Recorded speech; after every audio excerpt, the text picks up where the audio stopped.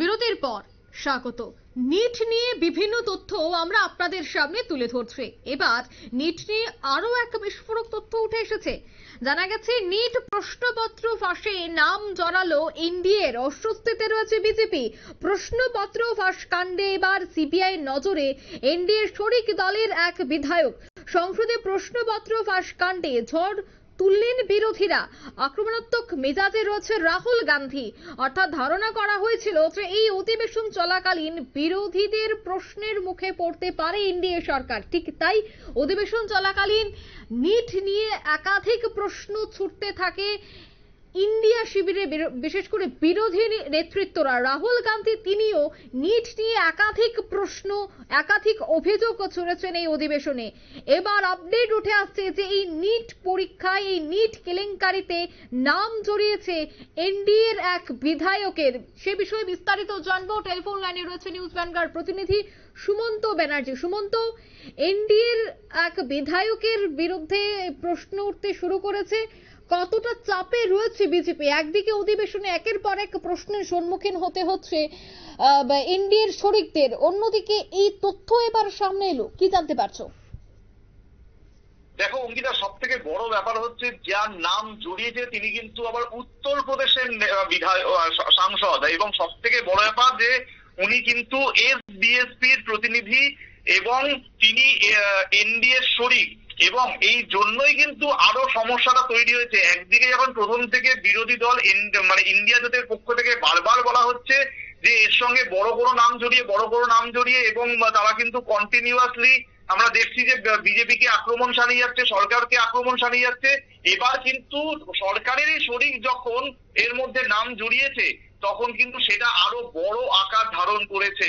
এবং এই নিয়ে কিন্তু এখনো পর্যন্ত কোনো প্রতিক্রিয়া পাওয়া যায়নি দুপক্ষেরই। কিন্তু সব থেকে বড় ব্যাপার হচ্ছে একটা ভিডিও ভাইরাল হয়েছে, সেই ভিডিওটা নিয়েই কিন্তু এখন সব থেকে বড় চর্চা চলছে। যে ভিডিওটা ভাইরাল হয়েছে সেখানে কিন্তু এই নেতাকে বলতে শোনা গেছে যে উনি কিছু ছাত্রছাত্রীকে সাহায্য করেছিলেন এবং এর জন্য কিন্তু এর আগেও বেশ কয়েকবার তিনি প্রশ্নপত্র ফাঁসের সঙ্গে যুক্ত ছিলেন, যেটা এখনো পর্যন্ত জানা যাচ্ছে। তার নামে একাধিকবার এফআইআর করেছে পুলিশ, একাধিকবার তার নামে অভিযোগ এসছে বিভিন্ন সময়।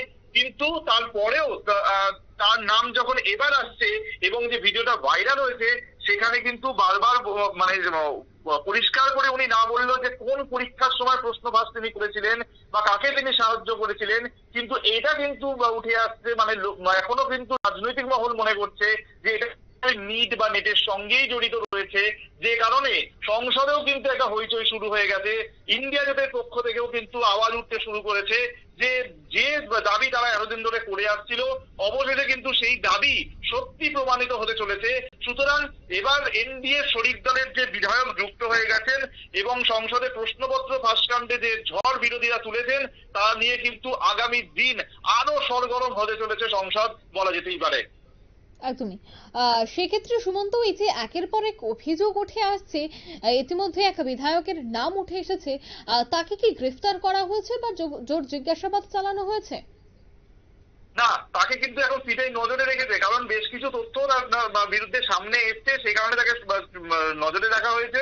আগামী দিনে কি পদক্ষেপ করা হয় সেটা কিন্তু এখনই বোঝা যাচ্ছে না, সেদিকে আমাদের অবশ্যই নজর থাকবে। একদমই, ধন্যবাদ সুমন্ত। অর্থাৎ প্রশ্নপত্র ফাঁস কাণ্ডে এবার সিবিআই এর নজরে রয়েছেন এনডিএর এক বিধায়ক, অস্বস্তিতে রয়েছে বিজেপি। সংসদে প্রশ্নপত্র কাণ্ডে এবার বড় ঝড় তুলল বিরোধীরা। অধিবেশনে একের পর এক বিরোধীরা অভিযোগ তুলছে। এখন দেখার বিষয় এই যে নাম জড়াচ্ছে এনডিএর বিধায়কের, সেই বিষয়টা নিয়ে যখন তদন্ত শুরু হবে তখন আরো কি বেরিয়ে আসে। নিয়ে নিচ্ছে ছোট্ট একটি বিজ্ঞাপন বিরতির সঙ্গে থাকুন।